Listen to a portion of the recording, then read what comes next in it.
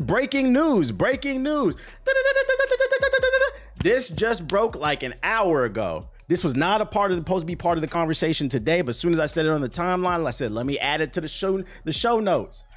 The Nintendo Yakuza have spun the block. For the longest, when Palworld came out at the top of the year, one of the most successful games of 2024, people have asked, how is this possible? This is a blatant ripoff of Pokemon. Nintendo didn't seem to care. It went on to become one of the best-selling games of the year, one of the biggest games on Game Pass, because we know Xbox niggas, y'all don't really be buying games. Y'all just, you know, taste test on the Game Pass. As long as you're playing, whatever. You're subscribing, you're supporting something, so I can't be mad at that. That's more than what PlayStation niggas be doing, which, you know, we're going to get into that later. I got some slander for PlayStation niggas. But let's talk about Nintendo. Reports have broken an hour ago that Nintendo is apparently suing the creators of Palworld.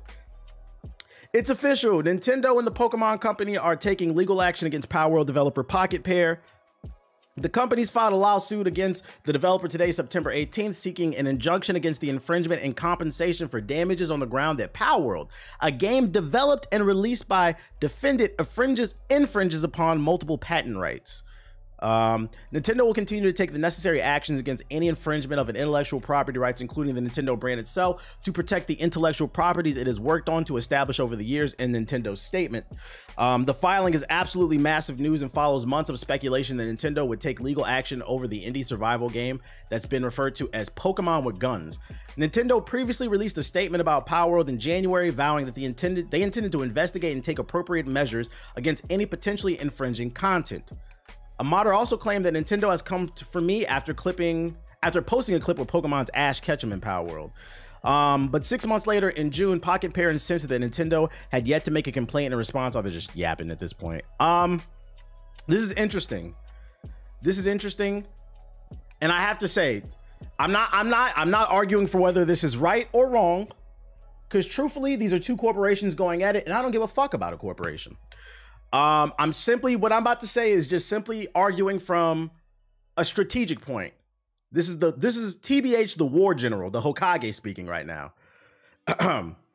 This is a smart move by Nintendo. I think they knew they wanted to sue them. And the whole internet was like, are they going to sue? Are they going to sue? You could clearly see the inspiration. But I think it was smart for them to wait to sue them now. And the reason being is, if they would have filed for this lawsuit when the game first came out, because remember, the internet moves really fast, right? At the beginning of the year, Palworld was the biggest game it was the first big game of 2024. I thought it was going to be Tekken 8. It was the first big game of 2024. I think they had sold like 3 million copies like the first week or something like that. They were saying it was the biggest game on Game Pass.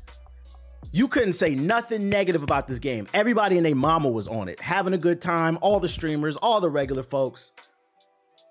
It was different.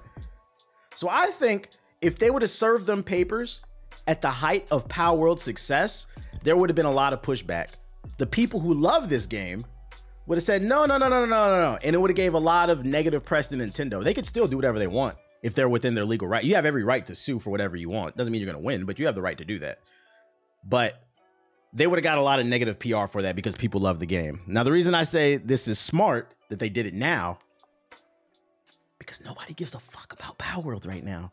The unfortunate thing about the internet, the internet has become a blessing because it's democratized a lot of things.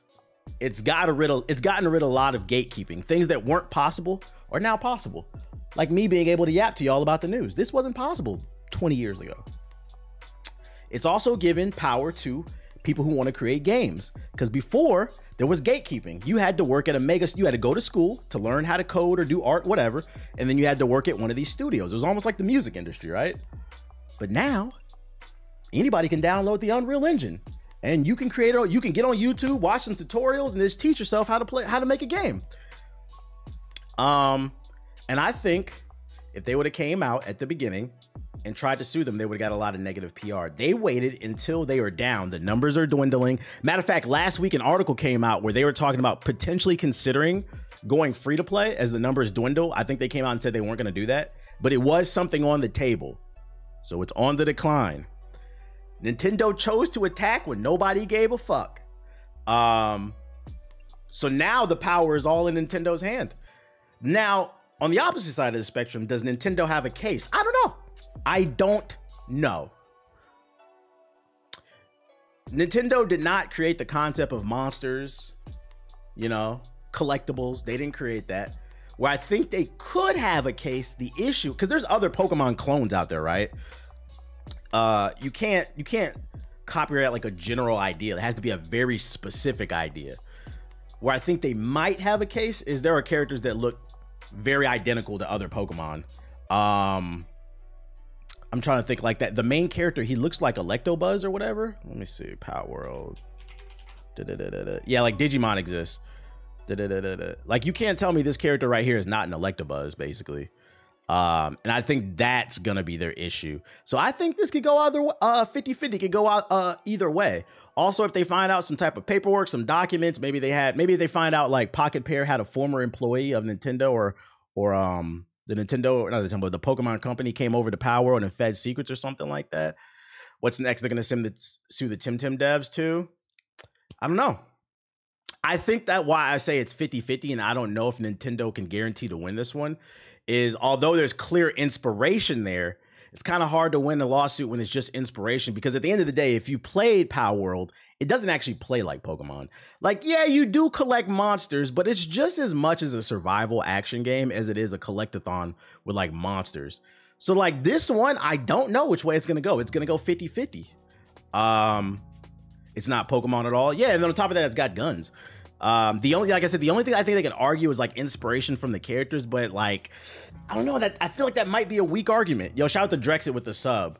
All I know is I don't give a fuck either way this goes because, like I said, I don't care about corporations. It doesn't help that there's many videos highlighting the similarities, and Nintendo might use that against them. I will say if Nintendo does win this lawsuit, I don't think anybody will care because, like, I kind of going back to what the point I was making about, and I think I got lost on track on that. The point I was trying to make is with everything being democratized, the beauty of it is anybody can make their dreams come true. But on the flip side, there's more competition than ever. And because there's so many I'm drowning in games, bro. I'm drowning in games. I got games all over my desk. Which, by the way, I was playing Star Wars yesterday. I was recording footage for a video. I played a mission. There was a mission where you had to infiltrate one of the Empire's bases. It was actually pretty fire.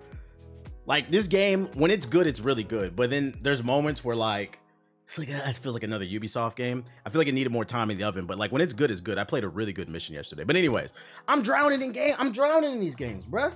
I got too many. And because of that, the consumer has more options than ever. It's easy to forget something. So even if Pocket Pair comes out and wins this case, their defense, I don't know if it's going to survive regardless because the numbers are dwindling. Like that's why I said earlier, they were talking about free to play. Said too many games, no way. Yeah, according to your favorite Call of Duty YouTubers, there's nothing to play until Black Ops 6 comes out. Yo, shout out to Frank B Gaming and Stricken with the sub. Appreciate it. That's crazy you're talking about this. I just watched Did You Know Gaming video about lawyers versus fan-made Pokemon games. I think that Nintendo won those cases though, because those games were clearly trying to be Pokemon. Like this wasn't. And that's why I said, I don't know, this could go 50-50. Seems like a lot of flat moments in Outlaws. I still might cop. Yeah. Like the open world aspect of Outlaws is like it feels like a Ubisoft game. But like the moments where like the actual like campaign, the main missions, they feel really good.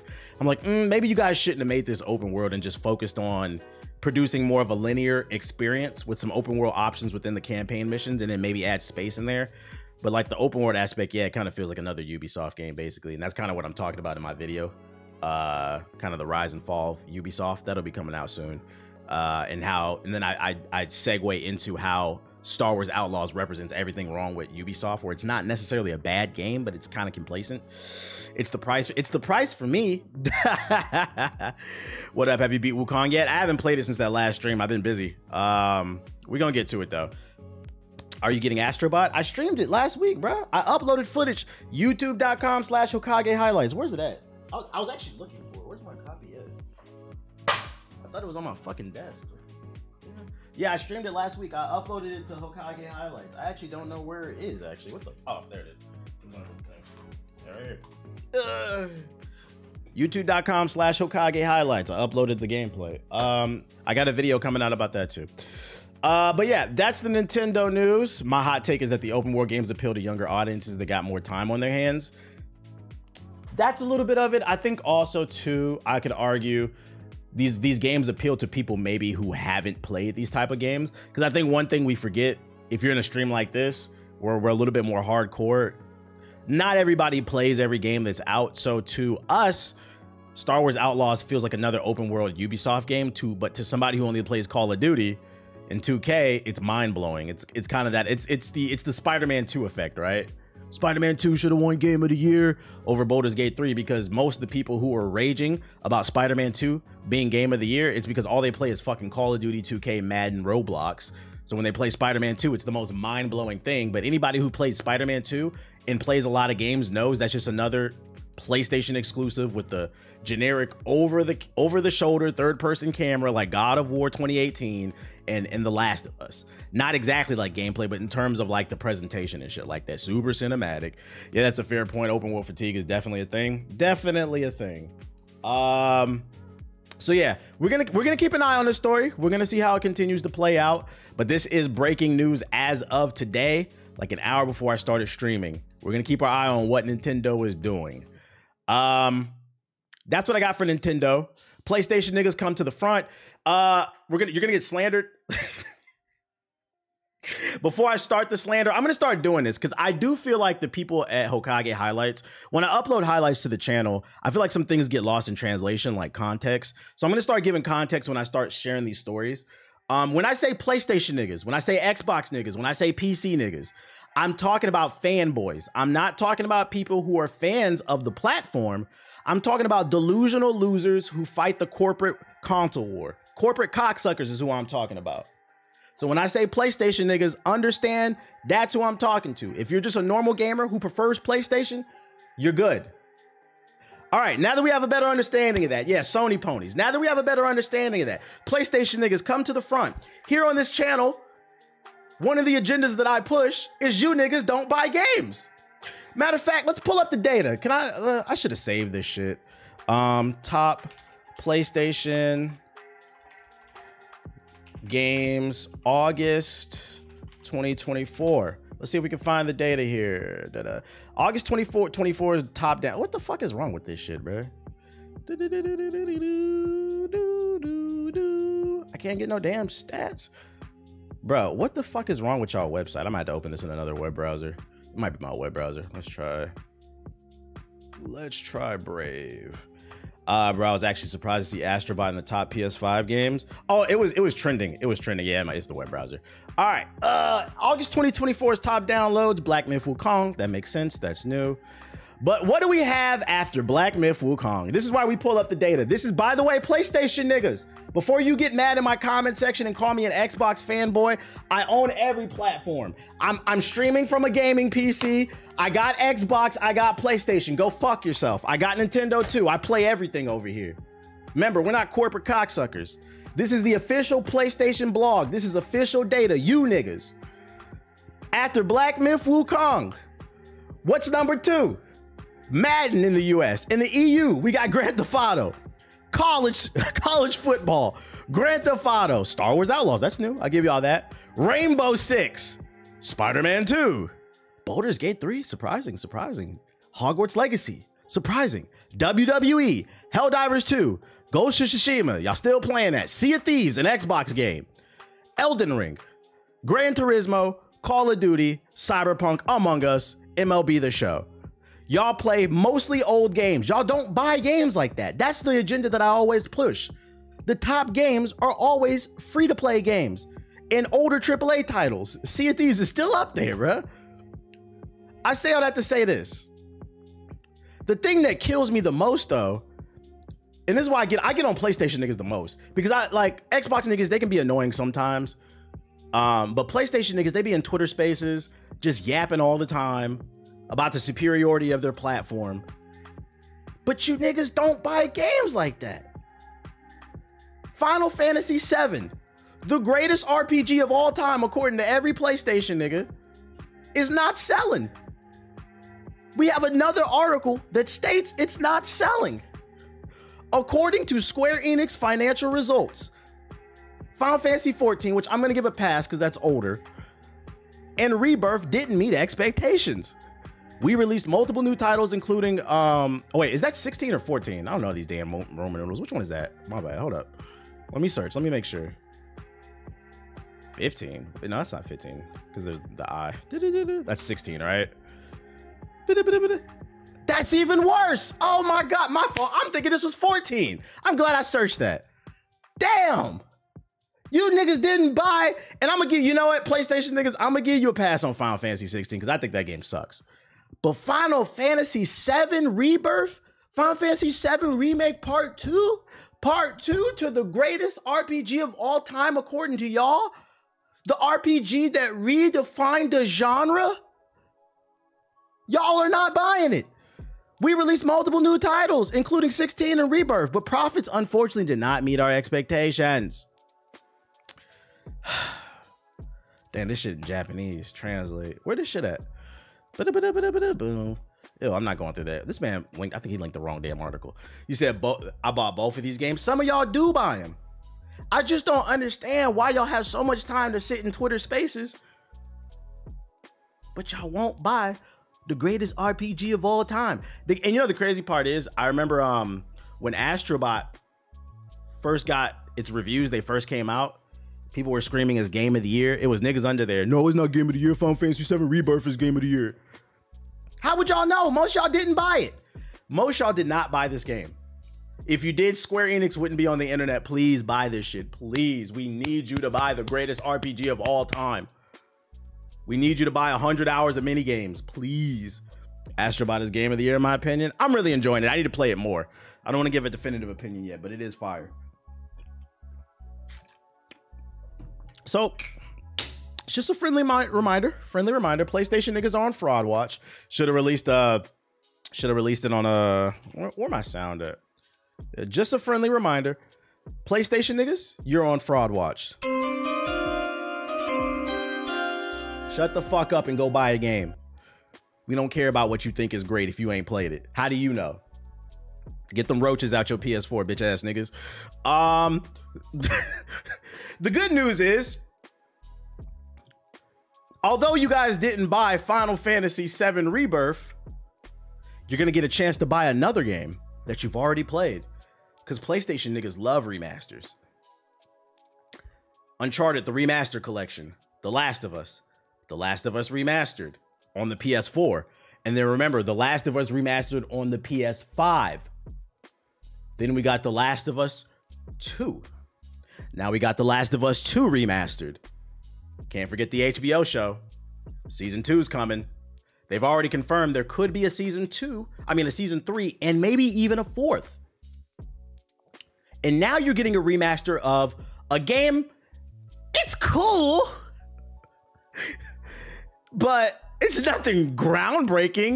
You remember earlier when I said Sony's become formulaic with the third person over the shoulder cinematic kind of game like Spider-Man 2, God of War 2018, The Last of Us. This is another game that's in the genre. Horizon Zero Dawn. Like, it's a cool 8, but do we really need a remaster of this game? A Horizon Zero Dawn remaster has been rated by the ESRB, which means it's all but guaranteed to be coming. Otherwise, why the fuck are they rating this game? This shit just came out. And this shit is crazy too, because last I checked, fucking the sequel, Forbidden West, didn't really do that well. I remember I seen a tweet, I think I highlighted it on the stream. Somebody made like a joke tweet saying Horizon Zero Dawn is an industry plant game. And I was like, yo, what the fuck are y'all talking about? How do you do an industry plant in the gaming industry when AAA games are so hard to develop? They're so expensive. You need a massive studio. I was like, what the fuck are you talking about? They said that because they announced the Horizon Zero Dawn Lego edition, right? Don't forget the Lego version's coming. Now I'm starting to think maybe this shit is an industry plant. Who the fuck asked for a remaster of this? I blame PS4 niggas. Somehow this is y'all fault. I ain't buying a PS5, but if I do, I want to play the game I played on PS4, so I feel comfortable. I don't feel comfortable on the platform unless I have roaches in there and an old game with better visuals. And then y'all wonder why. I don't see a difference in the graphics. I don't see a difference in the graphics. I don't see what the reason. This is why. This is why. We're not pushing hardware. We got another game that's not gonna push hardware. And niggas is gonna eat this shit up, bro. I'm getting this, bro. I'm in. I'm in. Count me in. While we're at it, let's remaster Ghost of Tsushima. Let's remaster Uncharted again. TBH, I didn't hate this game, but to be honest, I didn't hate this game, but it dropped halfway through because I got bored. It was just okay. It's basically Tomb Raider with robot dinosaurs. But I did feel like playing this game, you're just kind of going through the motions. It wasn't pushing any boundaries. I think the most interesting thing about this game is the world. Not Aloy, because she's a pretty boring fucking character, but the supporting cast in the world itself, the whole conspiracy, especially in the second game. The whole kind of, I don't want to spoil anything, but the conspiracy behind the thing, it's pretty interesting, but even still, it's not really pushing any boundaries. Horizon Forbidden West ended too fast and wasn't deep enough of a story. Horizon Zero Fun. Horizon Zero Fun. So I will say, now that we know a remaster is all but confirmed, I better not see this shit on the best sellers for PS5. Or once again, I will be playing this sound. PlayStation niggas, get it together. In boomer news, aka me, because I'm 1 year off on this article. I don't know who would buy this, to be honest. Somebody's gonna buy it, otherwise they wouldn't make it. Game introduces an easy mode called I'm 35 and have 1 hour to play this. Where's all my boomers in the chat? Come to the front. I got something for y'all. Seattle aging gamers were reportedly delighted to see that a new video game called Eldritch Quest has an accessibility feature catered specifically to people their age who do not have enough time to actually play a game. This is crazy. They're calling it an accessibility feature. I came back from the office at around 7 p.m. and was so happy to see this mode implemented because holy shit, I'm tired, said Jariah Watson, yawning as he looked at his watch to see if it was already almost 9:30. I'm happy I had just enough time to customize my character. It's really great because I usually hop into a game, get through about half a puzzle, and then the next mission, spend my entire gaming hour trying to remember what I did the time before, he added. Usually when I finish a video game, it means I just watched a playthrough on TV like it's Netflix. I'm glad somebody's admitting they be watching walkthroughs. I know most of you niggas be watching the Rad Brad because everybody turns into a pro gamer whenever I play a new game and then be trying to backseat the fuck out of me, which by the way, I've seen this in the comment section of my Space Marines 2 video. A couple people was trying to say I was a crybaby because I was telling people like, yo, chill out with the backseating. I feel like there's context. If you don't come to the streams, you don't know. There's context missing in that video. Every fucking game that I play, 30 seconds into it, niggas be trying to give me the best strats. They don't let me enjoy the game, figure it out. Motherfuckers is spoiling puzzles and hitting things in Astro. Now, if I ask for help, cool. That's what they were talking about. I had just booted up Space Marine 2 and niggas was trying to tell me how to do the comp. Like, god damn, can we take it in? So respectfully, if you over there on the YouTube side, I appreciate it when y'all hit the like button, but y'all need to shut the fuck up too.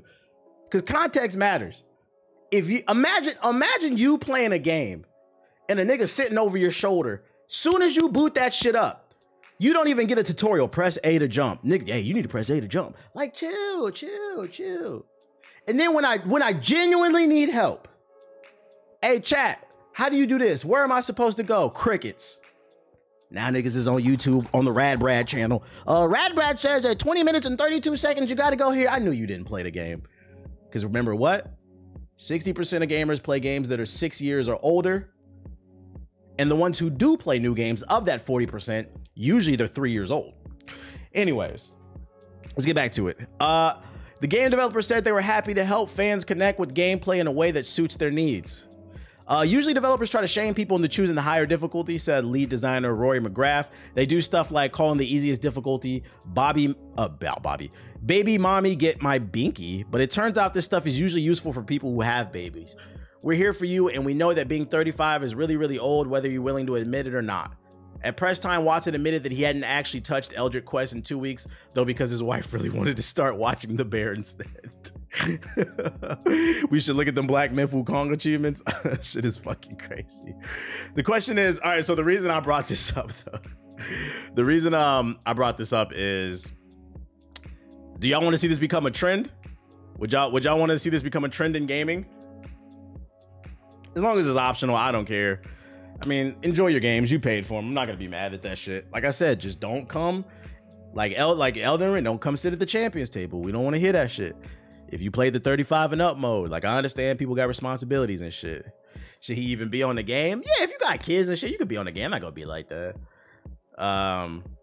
Optional, yes, as long as it's optional. But I'm not gonna lie, Unk mode is wild. That's what they should call it, Unk mode. But I thought it was a funny article. I just wanted to share that with y'all. You said this is satire. I think it is too. Freaking. The only reason I brought it up more as like a hypothetical, but like if you read it, it does. I think this website is satirical, but it's still fucking funny if they do this shit. JG, this for you. But I brought it up as like a hypothetical. Like, would y'all want to see that shit if it became the normal thing? They really needed this while you're laughing. I will unlock that setting next year. Don't be surprised if it happens. Rivals at Aether. Originally, they were calling it Rivals 2. They changed it back to Rivals at Aether. It's a Smash Bros. PC type of platformer game. It got a second trailer today. I hadn't watched it. Let's check it out. The last one, I actually bought it. I played it. It was pretty decent. Check it out.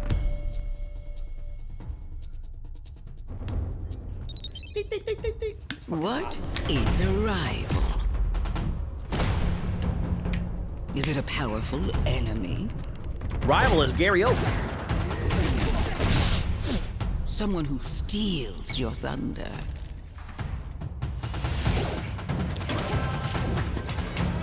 Nintendo gonna sue them? I'm saying. Friend. This is a slippery slope. This is a slippery slope. Are they gonna sue him? Or one of many foes. Zeggerberg. Rono. Raster. I need to send this to myself. Somebody send me the chat. Fleet. Maple. Clary. My question is there, like, does anybody play Rivals at Aether? Is there still a community for this? I feel like this game doesn't look bad, but like there's a high chance it's gonna get lost in translation. I think there's platformer. There's platforming brawler fatigue. That one I showed last week, the BR version, I think they're putting an interesting twist on it, but I feel like everyone's trying to be Smash Bros for furries. And I'm like, at this point, I don't know. There's been so many that have come and gone. I don't know if they can dethrone the king. Loxodon. Brawler still got me in a chokehold. God damn. Orcade.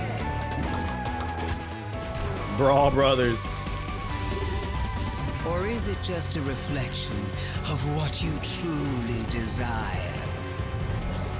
Forsberg. Forsberg, oh sweet. What is a rival? This game's also for like Smash Bros. Sweats. Rivals of Aethers 2! It's a chance. Like, this is a game that I would wish list and get it on Steam sale, but it's not a day one cop for me, to be honest. It looks good. It's just, this is one of those games like I would love to play it, but I don't know if there's a community for it. I don't want to waste my time. One thing that I'm happy you said in the chat. Hold on, let me go in my Twitter DMs. Somebody said something about satirical in that last article. 1 second.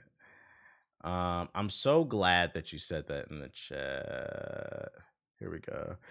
Shout out to HB3 in the chat. He said, laugh my ass off. It's funny you use the word satirical. I said that the other day and my friends looked at me like I was speaking in Spanish. I seen this tweet earlier and you saying that in the chat reminded me of this and I had to pull it up. I had to send it to myself. I seen this tweet earlier. It's a satirical tweet. And in the tweet, it says, breaking news, iOS 18 is officially out for the iPhone. And then he replies with breaking news, Dr. Disrespect is making the switch to Android this fall. Now, the joke is he likes minors. And now that iOS is an adult because it's 18, he's like being satirical. He's going to switch to Android. I felt like the joke was very obvious. But then I scroll down and it's a lot of people. Am I the only one who got the joke? It's a lot of people in the comments saying like, yo, I didn't get the joke. Like, why is this important? He's upgrading to adults. I scrolled down. It was like a lot of people like, who gives a fuck? I don't understand it. Yeah, I think it's an A1 joke. I think who cares, bro, is a pedo. That's the fucking joke.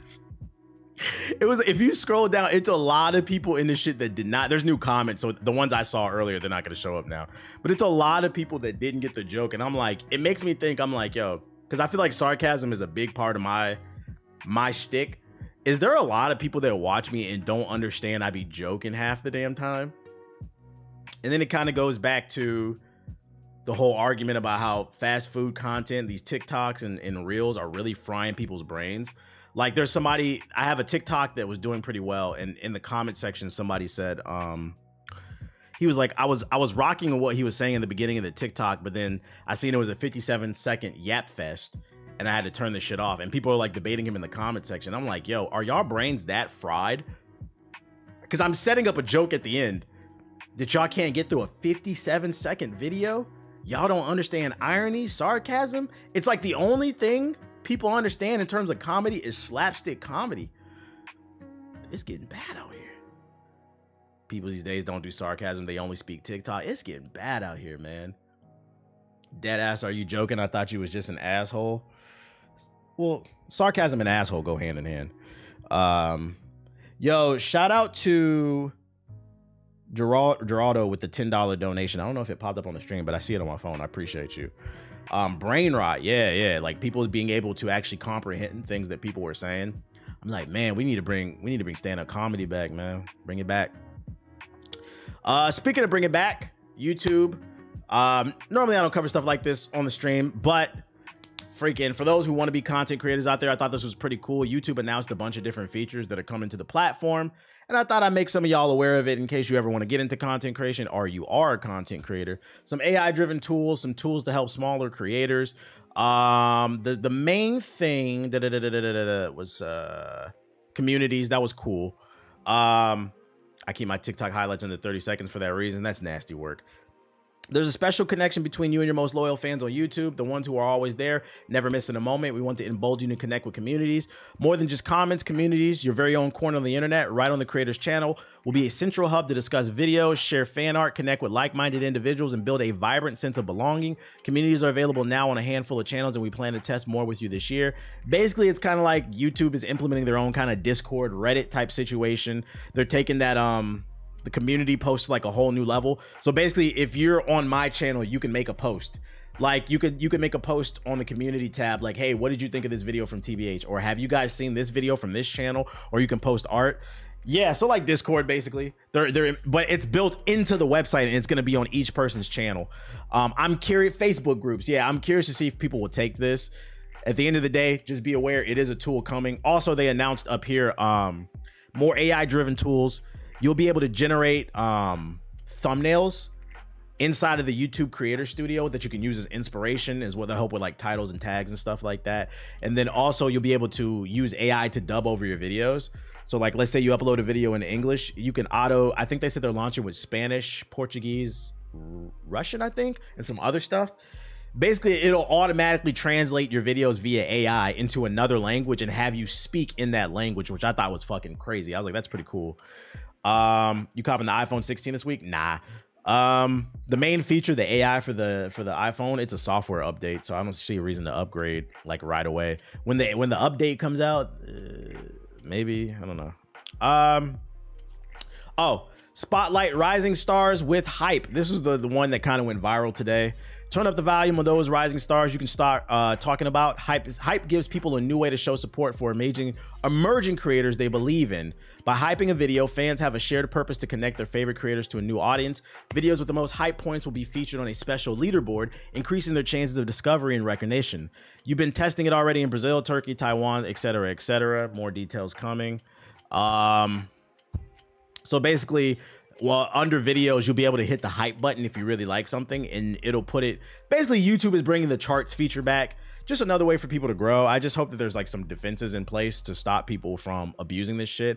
I seen something on Twitter. Somebody said that they're trying to stop it. AI won't work for phones under 15. So I mean, eventually I'll probably get a 16 then. Yo, shout out to Trust with the sub. Just not right away. Let me see. Bot's about to go crazy. Where was it at? So yeah, then I replied to a tweet. I replied to it and I was saying it's not genius. Just them reintroducing something they should have never taken away. I'm a dinosaur creator, so I remember when YouTube used to have charts for rising stars. It's how I initially gained traction. They had charts for videos that would, if you saw a spike in views, comments, or likes. That was one of my favorite things about old YouTube. I had several videos that got like a lot of comments, and then you would end up on the charts. And then if people are looking at the charts, they could find your channel instead of just this algorithm thing. Then it was removed because of Call of Duty YouTubers. They used to do giveaways, and they'd be like, hey, if you leave a comment, like, and etc., etc., you're entered for a giveaway. So they changed that shit. Anyways, But the point I was trying to make is creators shouldn't be allowed to tell their viewers to hype up their content in a video, because then people with 400. So the way it's going to work is the hype feature is for people with 500 subs to 500,000. I think they should probably limit it to like 100,000. Like, that's a crazy number. If you're in the 500,000 range, I don't think you're a small creator. But that's the way they're doing it. And I was like, what if somebody has 499,000 subs and they just tell their viewers to hype up my shit? It's an easy way to go viral. And then let me see. I think it was JP responded. He was talking about Roberto Blake.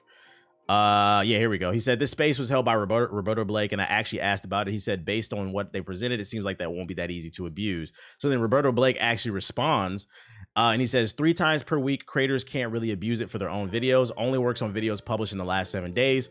Won't impact general algorithm at all. Will only affect the leaderboard that exists on the Explore page and tab. I think people are being cynical for no reasons. They didn't read the blog. So that's good. They're going to have defenses to keep people from abusing it. I guess I'm still worried about it, because what if people don't use the Explore tab?